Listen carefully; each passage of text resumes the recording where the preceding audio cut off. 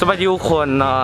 มื้อนี้เดี๋ยวไปสิพาไปเที่ยวงานเทศกาลอาหารของคณะอักษรศาสตร์เนาะซึ่งมื้อนี้เป็นเสาร์วันพุธที่สดใส ก็อากาศดีเพราะว่ามื้อนี้ปีนึงจะมีเท่าเดียวบอกง่ายๆซะของคณะอักษรนี่บ่คือของคณะเศษเนาะเดี๋ยวเป็นจังใดนั้นไปสิพาไปเบิ่งภาพบรรยากาศภายในงานเนาะตอนนี้ก็หากกำลังย่างเดี๋ยวสิขอเขาไปภายในงานก่อนทุกคนไปเดี๋ยวไปเจอกันอีกทีนึง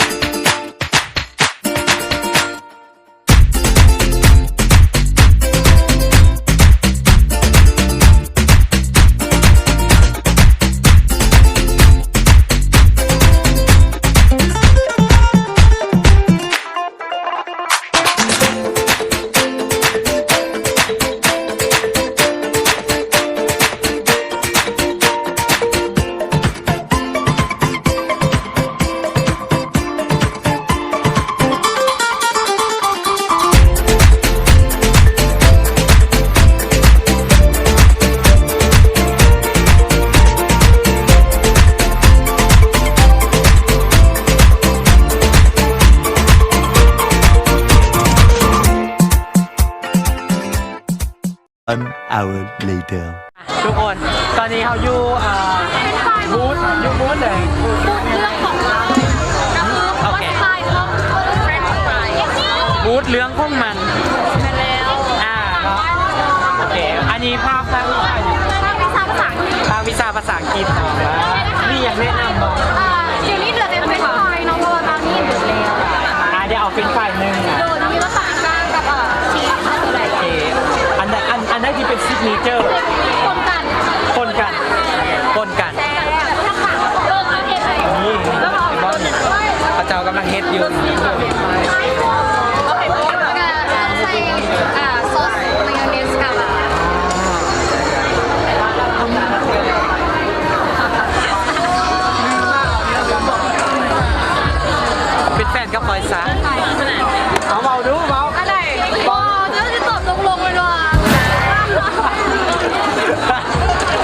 นี่เนี่ยเนาะเป็นกำลัง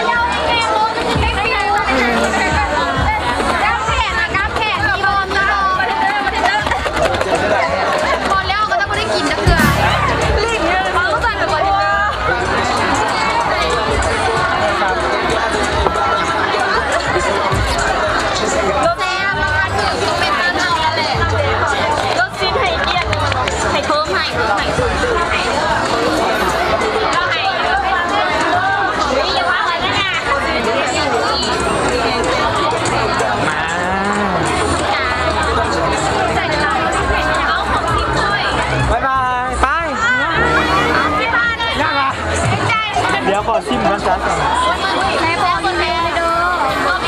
อันนี้เอาความจริงบ่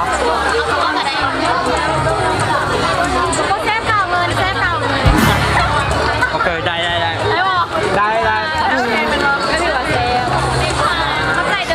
Thank you ไปเดี๋ยวเอาไปต่อกันบูธต่อไปกันดีกว่านะทุกคนไปโอเคทุกคนตอนนี้เราอยู่ภาษาญี่ปุ่นเนาะทุกคนซึ่งว่าเขามาสาบเนาะหลายอันแล้วแต่เมื่อวันนี้เหลือแต่โทริยากิอีหยังก็โทริยากิแม่นอ่ะโอเคจ๊อกเขาได้เอาไงจ๊อกนึงเด้อโอเคอันนี้เห็นปะรสชาติเป็นจังไงโอเคเดี๋ยวลอง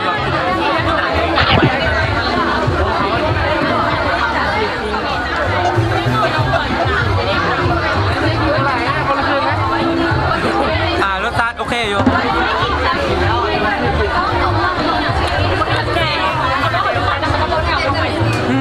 โอเค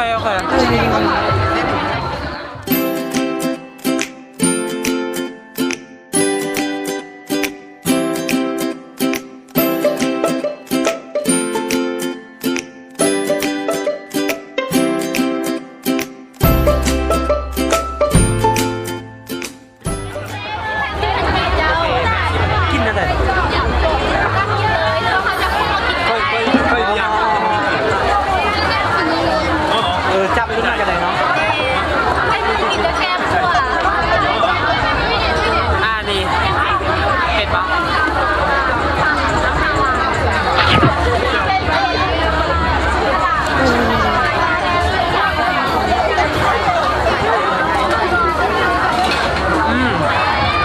โอเครสชาติดีแบบ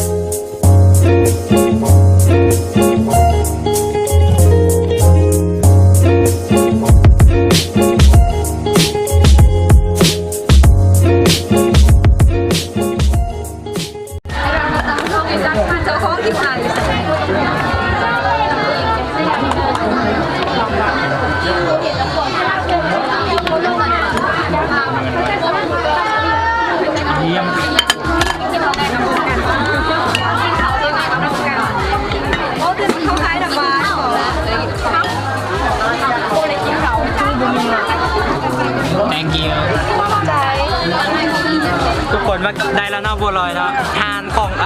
รุ่นเอื่อยปี2เนาะรุ่นเอื่อยปี2มาผมขอสโลแกนนะวะสโลแกนว่าไงสโลแกนยิ่งพี่ก็บอกไปมากขนาดโอ้กินอย่างบอกกินนอนบัวลอยกินอย่างบอกกินนอนบัวลอยมาถึงมุมจะยิ่งปิดอยู่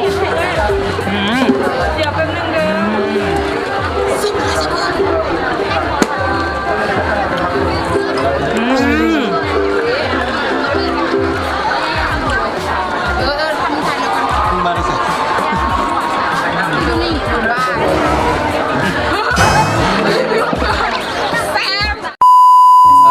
เคเนาะทุกคนก็ประมาณนี้เนาะสำหรับวีล็อกงานเทศกาลของคณะอักษรศาสตร์ซึ่งว่าภาคสื่อสารมวลชนเฮาก็เฮ็ดได้ดีพอสมควรเนาะบรรยากาศคร่าวๆก็ประมาณนั้นเลยเนาะทุกคนเพราะว่ามันร้อนอากาศค่อนข้างร้อนแหละเฮาคนก็หลายแด้ก็เลยว่าบ่ค่อยได้เก็บบรรยากาศอีหยังหลายเนาะประมาณนี้เนาะทุกคนเดี๋ยวไว้เจอกันใหม่คลิปหน้าเนาะบ๊ายบาย